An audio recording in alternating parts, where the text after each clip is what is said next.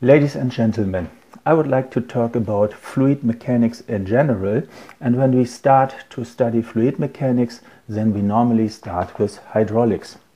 Hydraulics is a certain science where we learn the mass balance or the continuity equation in that shape, and we learn also that there is something like the Bernoulli principle, which is the energy conservation in fluid mechanics, and these two equations or these two axioms we apply to certain problems in hydraulics, and we can solve with that kinds of equations a lot of problems in hydraulics, pipe flow, open channel flow, and so on and so on and so on. Normally we introduce something like a hydraulic head in the energy conservation principle or Bernoulli equation, and this hydraulic head is something like this equation, and here we have something like a friction loss coefficient, which is this equation here, the so-called Darcy-Weisbach law.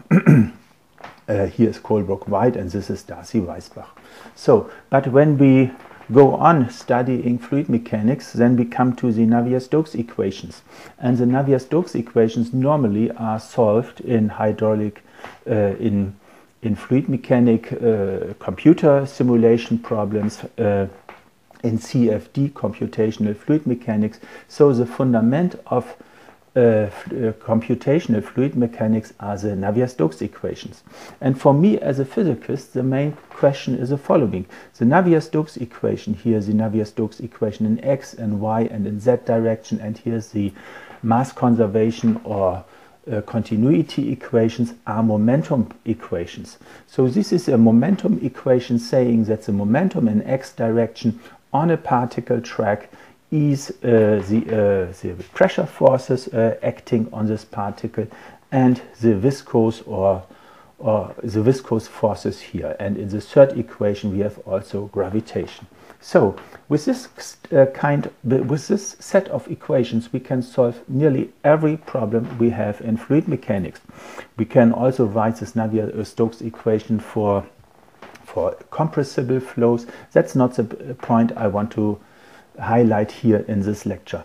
But in hydraulics we learn something that energy balance together with mass balance is the most important thing. So we have two kind of equations or two kind of thinkings in fluid mechanics. The first one is the classical hydraulics, saying that energy balance is the most important thing, and in hydrodynamics we say that momentum balance is the most important thing. And the question is, what is more important? Why do we use mass and energy conservation in hydraulics and mass and momentum conservation in hydrodynamics? So, and for me, the much more important question is what happens when we rewrite hydraulics using mass and momentum conservation, when we skip energy conservation and we only use mass and momentum conservation in hydraulics and in hydrodynamics.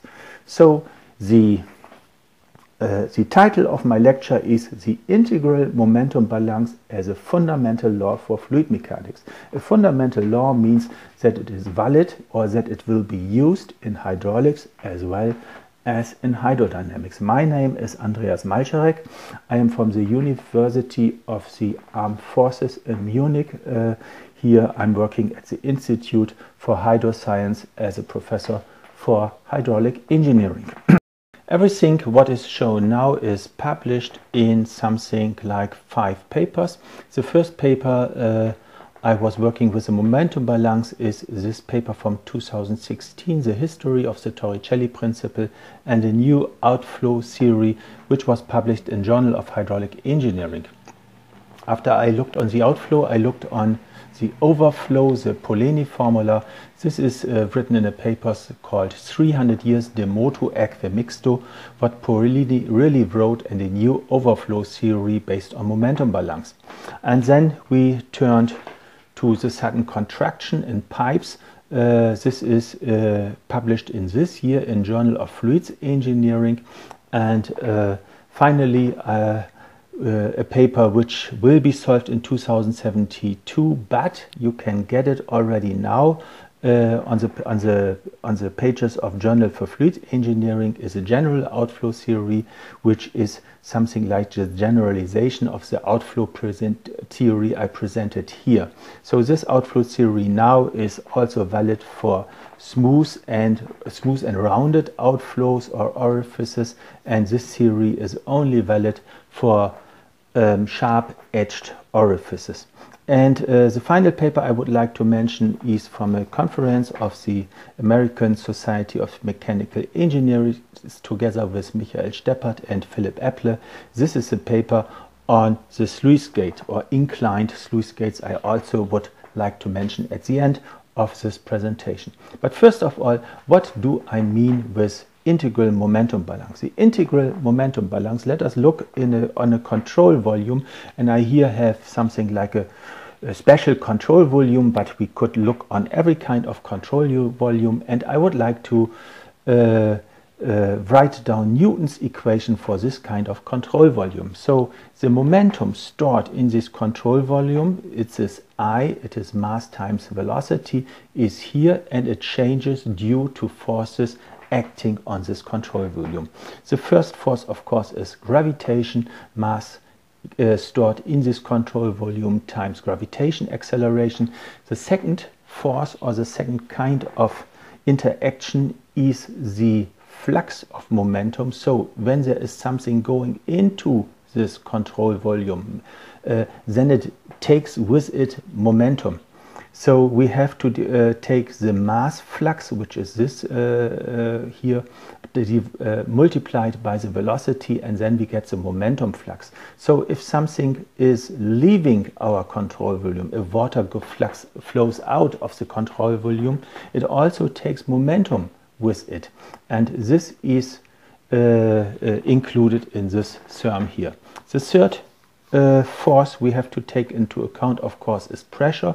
Pressure is always working on every kind of control volume, and pressure is always directed opposite to the normal unit vector, which is on the boundary of the control volume. So there's a minus here, and we have the pressure working on this control volume, but in the negative direction of the normal unit vector. And finally, we have to take into account friction forces.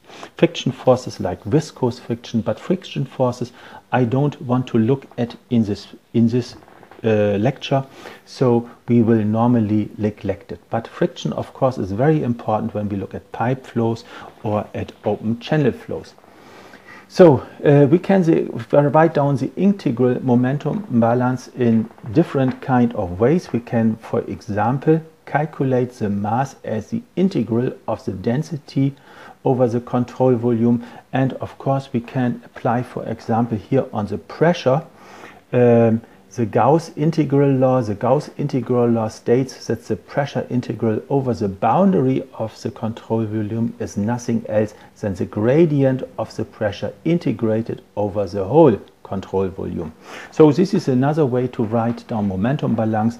We can introduce here different kind of friction formulas and so on and so on.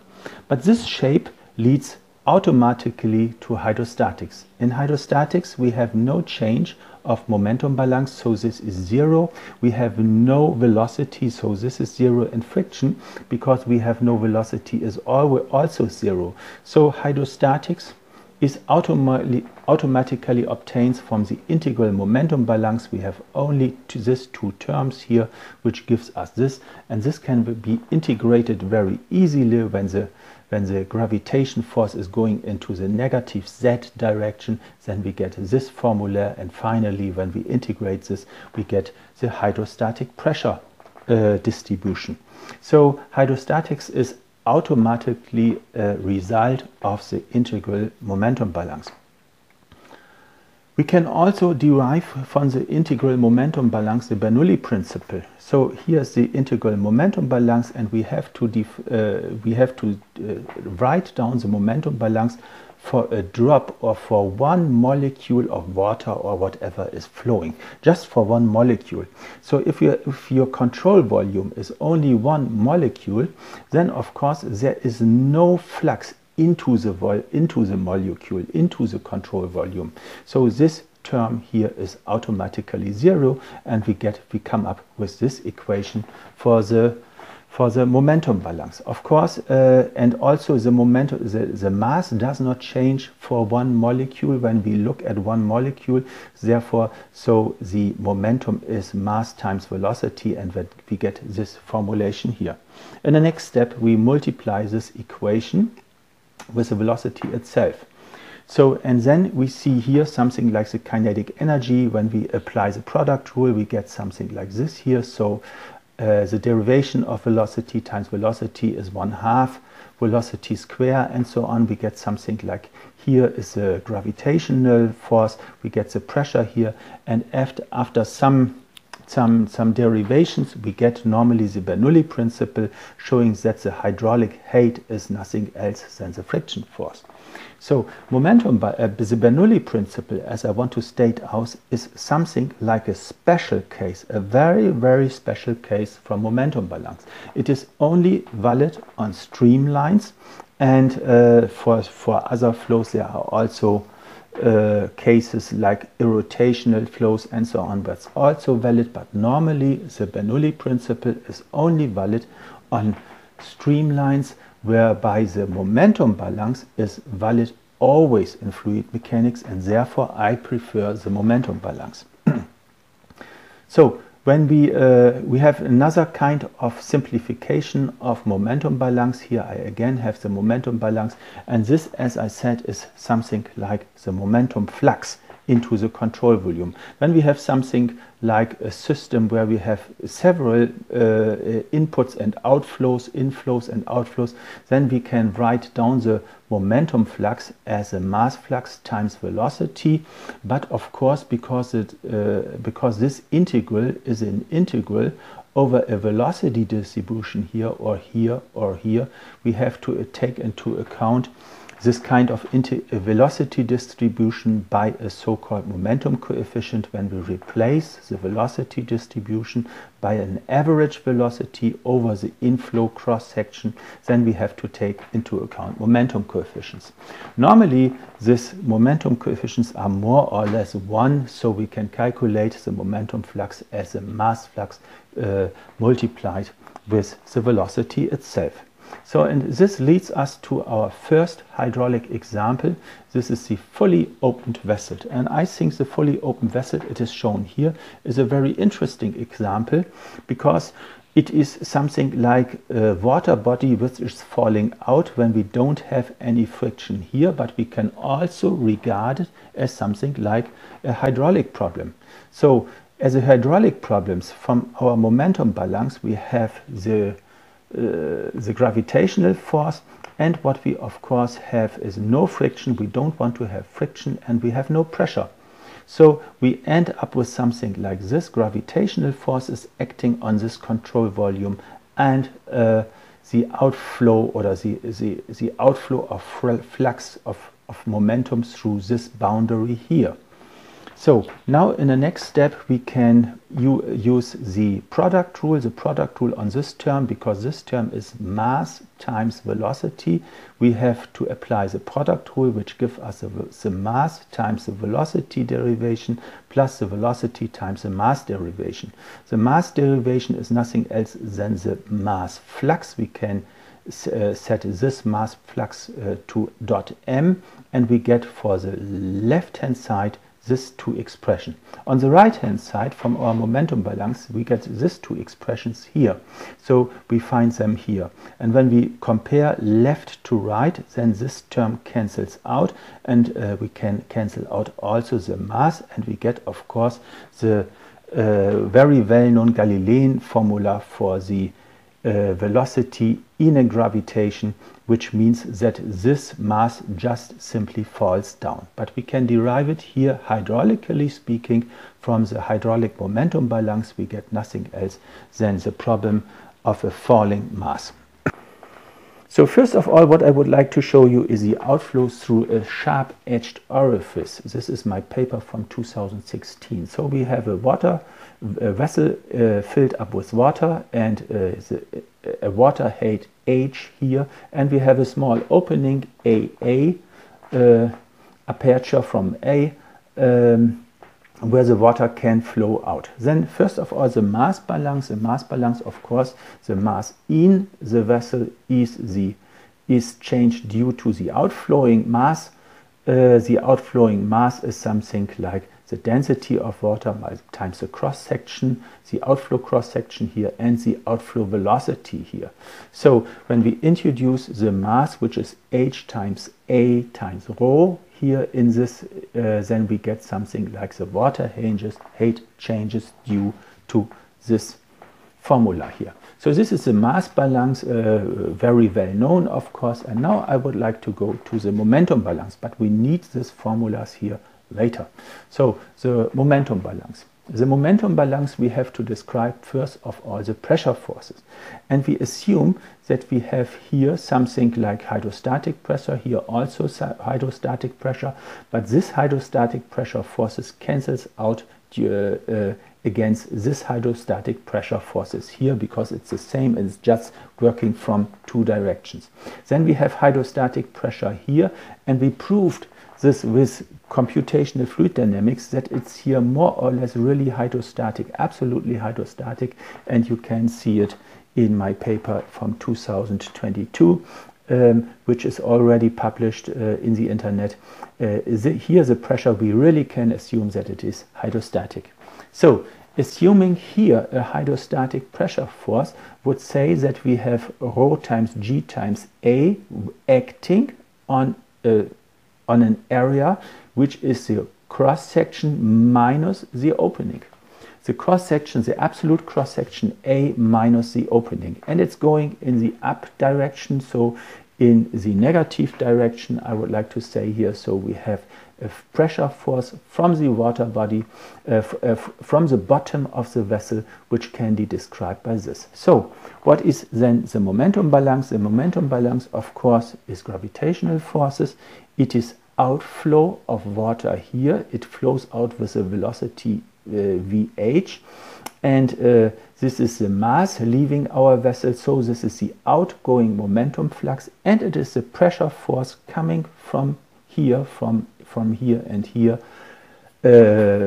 yes, holding the water in the vessel. When there would be no opening, then this would be zero, this would be zero, and this AA would be zero. We again have something like the hydrostatic pressure law. So now we can change this a little bit. M, the total mass in the water body, in the vessel, is something like density times G, density times cross section times 8, and then this cancel out against that, and we will leave this here. So this is the momentum balance for a vessel with a sharp-edged orifice. So now we have to again, we have to apply the product rule to the momentum here. As we know, momentum is the product of mass and velocity. Mass and velocity within the water body, and we describe the velocity of the water in the vessel as V. The outflow velocity is VA. So we have to describe here V, and we have to derive this here due to the product rule here.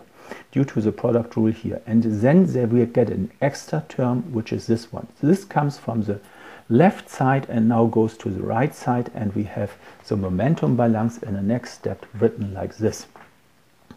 So, and of course we can describe this mass flow here. This mass flow is again density times cross section times outflow velocity, and we can describe the velocity in the vessel with the velocity of the outflow velocity due to continuity equation. When we introduce a continuity equation here and here, then we get this kind of equation.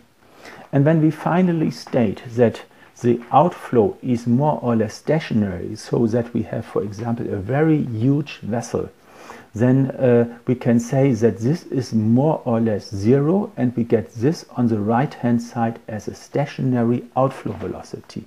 And when we calculate now the stationary outflow velocity, we come up with this equation. And this equation is very annoying, very disturbing. It says that the outflow velocity is the square root of G times H.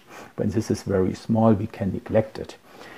It is not, as Torricelli stated, 2 times G times H, is G times H. And this is actually the paper I published in 2016, and it was something like a discussion paper in the Journal of Fluid Mechanics and in the Journal of Hydraulic Engineering, because of course it is disturbing. It says that the outflow velocity through a sharp-edged orifice is not 2 times G times H, it is G times H. And the square root. So let's compare it with measurements. When we really take a vessel with a sharp-edged orifice, then the measurements say us this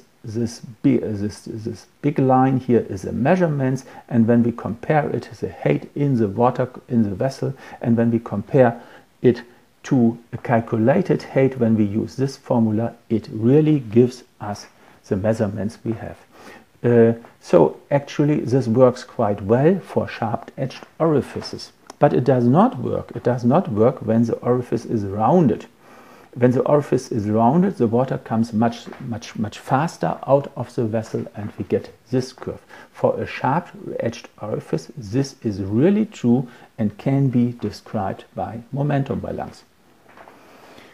So the question, what comes out for the Bernoulli equation? For the Bernoulli equation, we state normally that we have to apply the Bernoulli equation at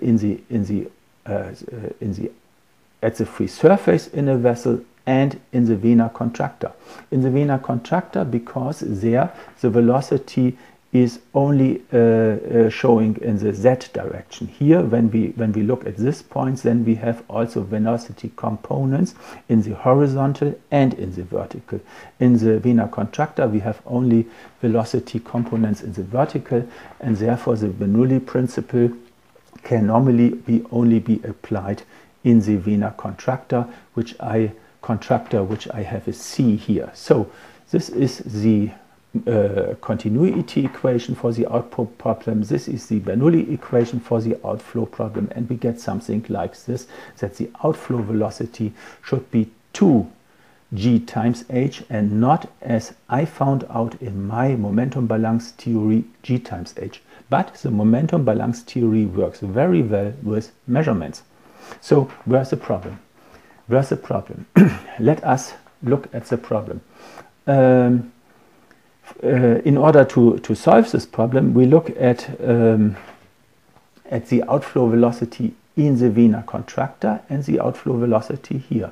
And actually, when this is the outflow velocity directly in this cross section, and this is the outflow velocity in the vena contracta, there is no conflict. Actually, there is no conflict, because these two velocities can be recalculated again by a continuity equation applied here and here, and then we get something like the outflow cross section and the vena contracta cross section can be calculated by the ratio of the outflow velocity and the vena contracta velocity, and we get something like a contraction ratio of 0.577. So, and this is more or less 0.6, which is always, or 0.61, which is always thought that this is the contraction ratio here. So the exact contraction ratio due to the momentum balance theory is 0.77, and this works quite well, or is not much different from 0.6, which is normally assumed to be the contraction ratio. So what we have here with this new formula is the outflow velocity directly in the opening, while the Torricelli formula gives you the outflow velocity here in the vena contracta. The next thing I would like to show you, this was the first part, my paper on the outflow velocity in a sharp-edged orifice. And now I would like to come to the outflow velocity in a rounded orifice, which I also can show that it is then the Torricelli formula again when we apply momentum balance. But now let's look on a rounded orifice. So for a rounded orifice, our control volume within the vessel is this area. So we don't take into the control volume the rounding itself, we only look at this box. So the momentum balance here is something like the gravitational force of this mass. Then we have the hydrostatic pressure, but the hydrostatic pressure is only going to this point. This is AR, the rounded part, and it is only valid in the non-rounded part. We have checked this with numerical models, and this is actually true that we have here in the non-rounded part hydrostatic pressure. So we have to take into account the hydrostatic pressure, but when this is our control volume, we have to take into account the pressure here in the rounded in the entrance to the rounded part, which I called AR with the index R.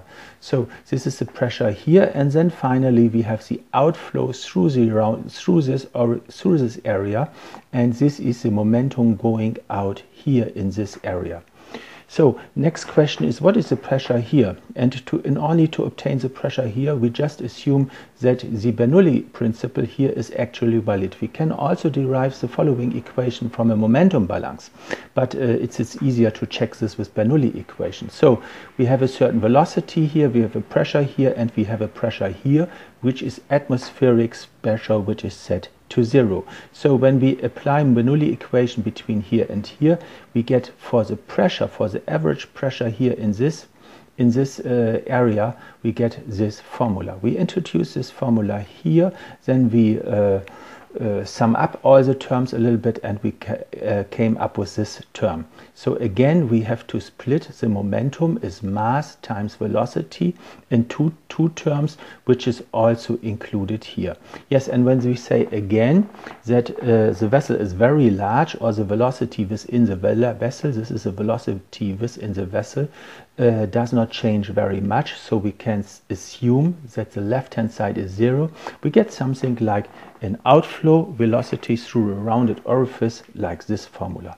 And this actually looks like Torricelli formula. We have the 2GH here, which looks like Torricelli, but we have a new kind of ratio here. So we have the AA, the actual outflow cross section, and we have the rounded cross section where the rounding starts, so which is AR. So it looks a little bit different than other outflow formulas, and actually this is a new outflow theory, and I will show you that it is valid for non-rounded and for rounded orifices.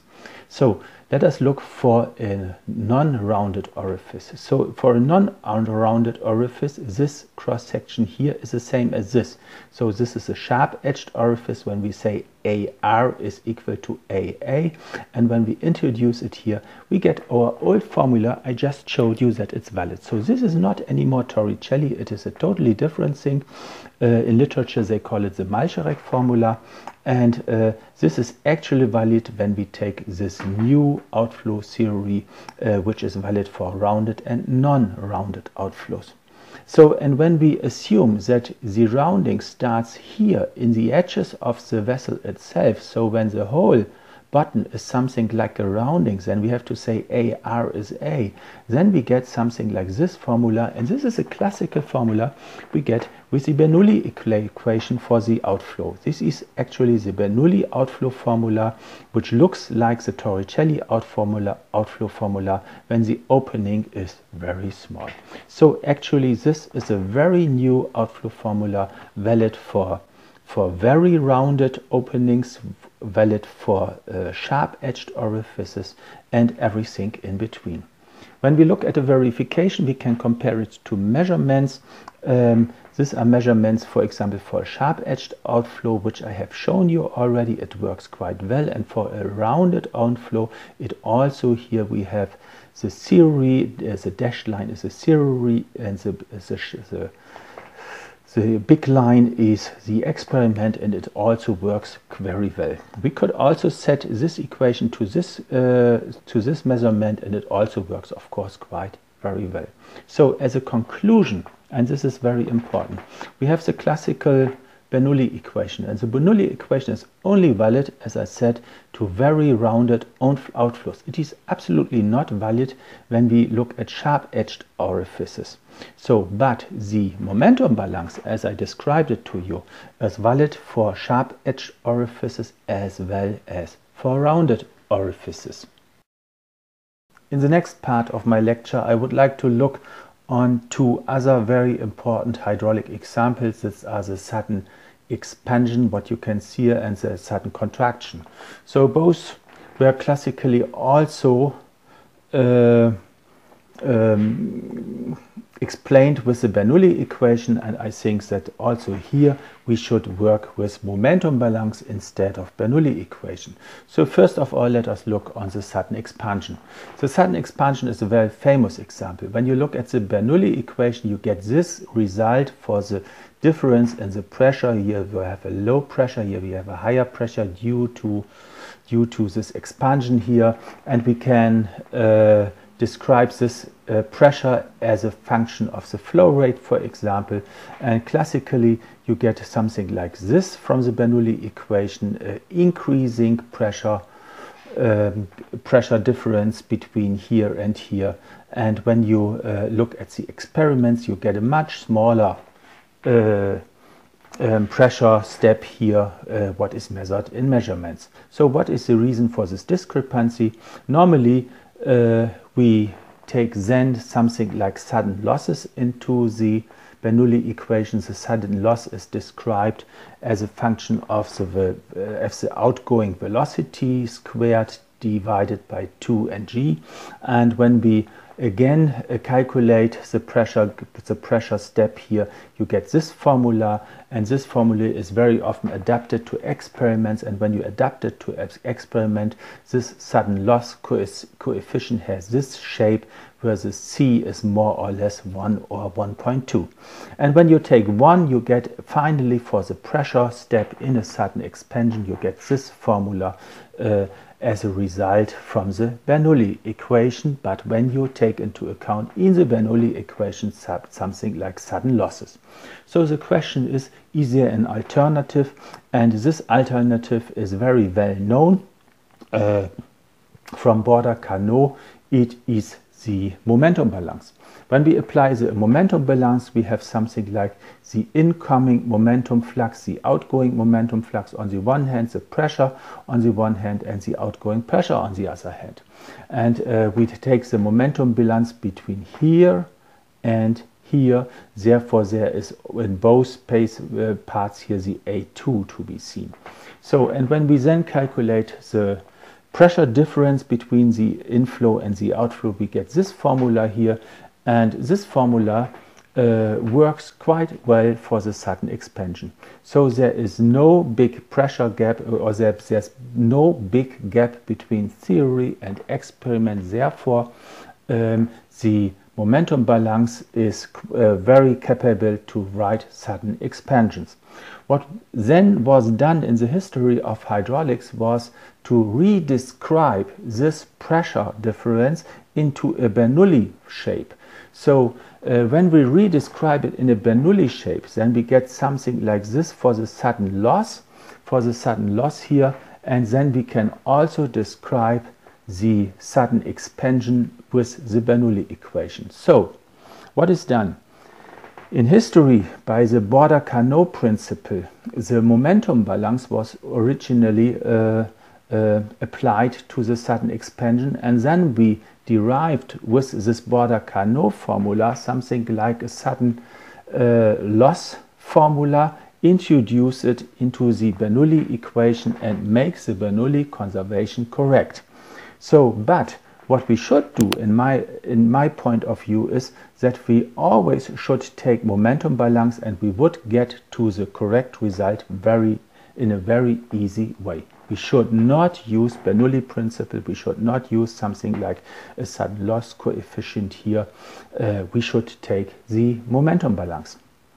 The next example is the sudden contraction. In a sudden contraction, the flow starts here and goes to this side, and again when we take Bernoulli equation we get something like the theory, depending on the flow rate, the pressure difference between this point and this point. So there's of course a big pressure loss because the velocity here is higher, and again the Bernoulli theory does not cope with the experiments here. And again there were some kind of theoretical there were some corrections. The most important or the most famous correction to the sudden contraction is that of Edelchik, a Russian physicist who proposed this formula to make the Bernoulli theory correct for the sudden contraction. But also we applied here the momentum balance. The momentum balance looks like this, and it has the change of momentum, it has the gravitation acceleration, it has the momentum fluxes and the pressure. We don't need in hydraulics, or in this kind of hydraulics, we don't need friction losses, because we just look at a very small part where it directly goes from the large cross section to the small cross section. So, and what we normally do in hydraulics, that we replace this term here, the momentum flux, by a mass flux times the average velocity, and we introduce here a momentum coefficient. So this is what I also would like to do here. I replace this integral formula for the momentum flux by an algebraic formula with average velocities in every input and every outflow, and I introduce here a momentum coefficient. The momentum coefficient can be calculated by this term divided by this term, and then you get of course the momentum coefficient. And this is what we also did. So when we now look at the sudden contraction, we get something like this formula from the momentum balance. This is nothing, this is the incoming momentum flux, this is the outgoing momentum flux, this is the incoming pressure, of course.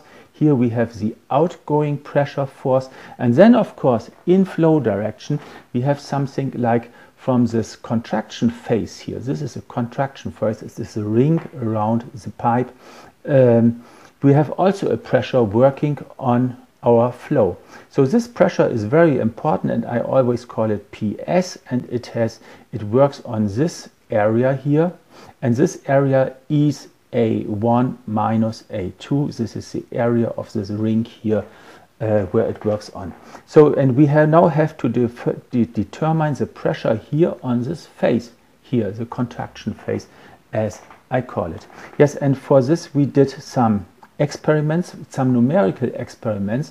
In this numerical experiments we resolved the flow in something like a contraction, and then we determined the momentum coefficients here from this numerical simulations, and the pressure distribution here, and from this pressure distribution we determined this PS.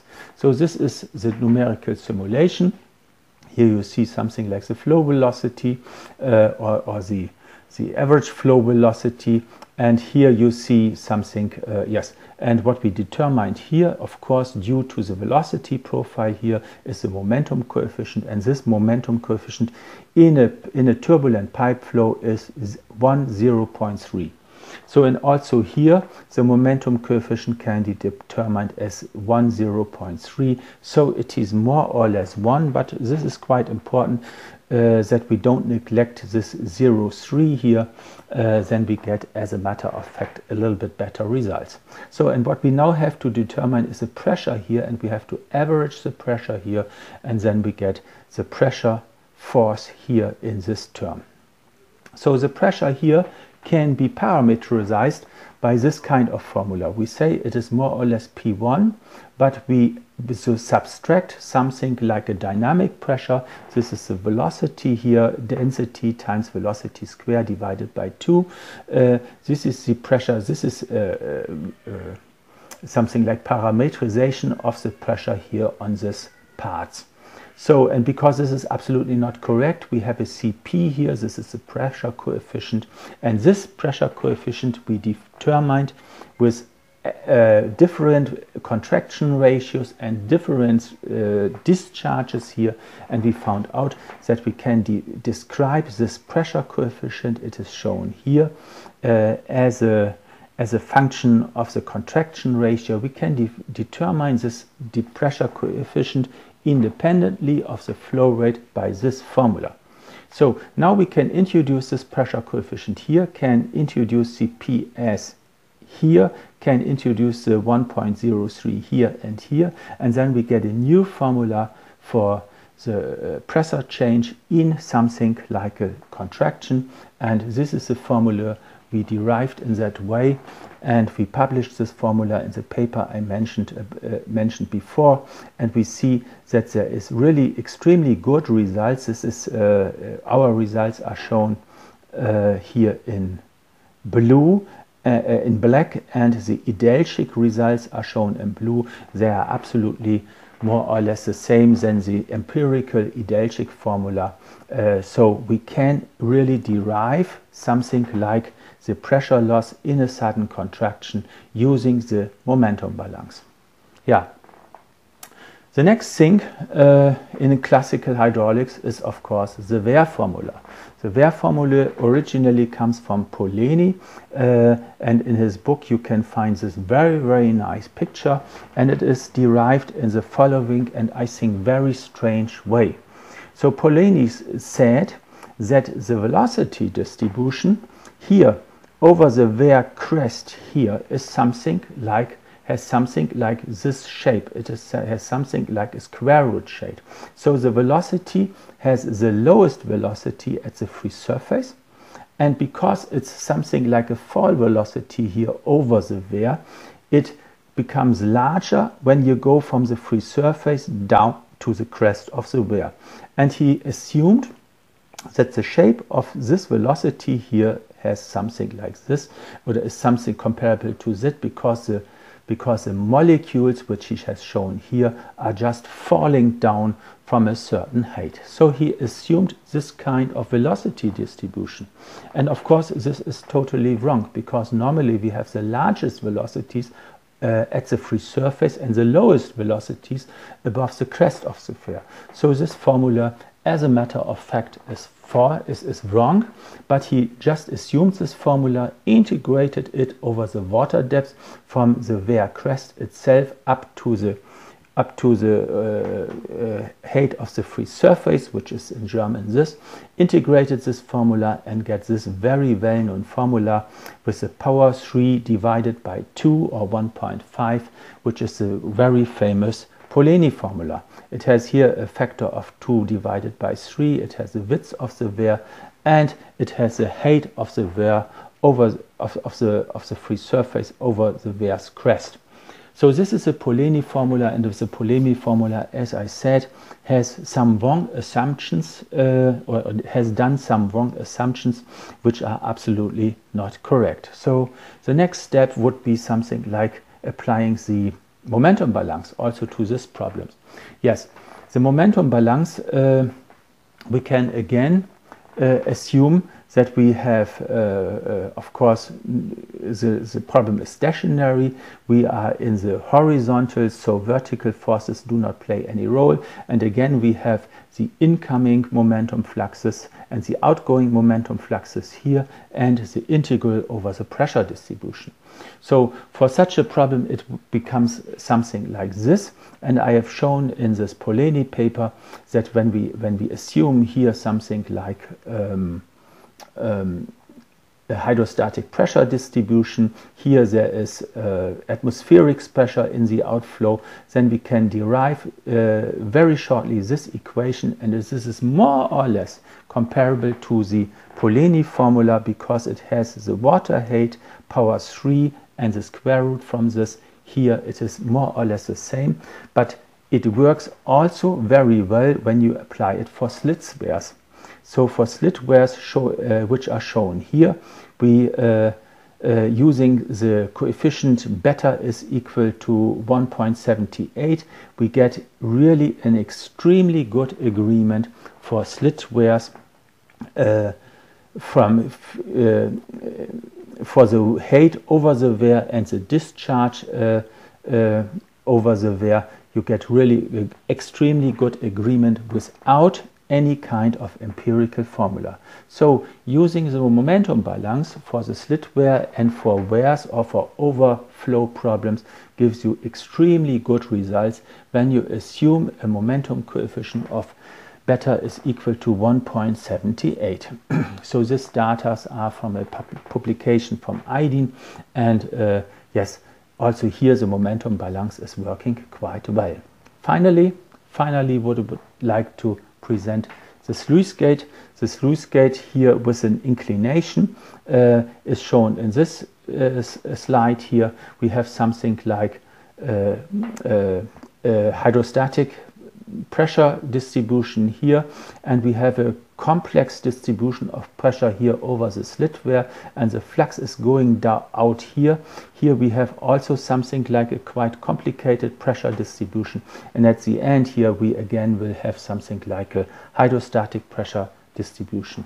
When we here apply something like momentum balance, which is the most complicated case we looked at, then we have the hydrostatic pressure force here, then we have an inclined force over here looking like this. We have to integrate this force, then we have something like an outgoing force here under the sluice gate here, and we get something like this formula, and here we have to introduce all the forces and parameterize these forces depending on the angular alpha here, and these are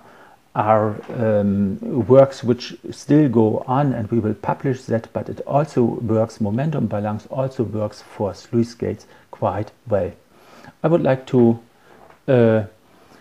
give a final conclusion. The final conclusion is that we nowadays in hydraulic engineering should work, of course, first of all with experiments. From experiments we have some data on, I don't know what kind of hydraulic structure, and where a sluice gate, a pipe or whatever, some contractions, whatever you would like to think at. And there we have the data. Then we should do a numerical simulation, a 3D, very finely resolved numerical simulation, including turbulence model, to look at the data.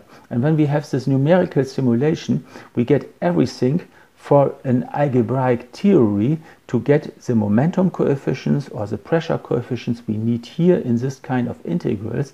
And then we can write something like a simple algebraic theory for such a hydraulic structure. And finally, of course, we have to compare this new theory with the experiment, and we normally get very good results and quite a very new kind of hydraulic engineering compared to the old hydraulic engineering, where we always used the Bernoulli equation, which gives not so good results as when you use momentum balance here and determine the parameters, the parameters needed here and perhaps here using numerical simulations. Thank you very much.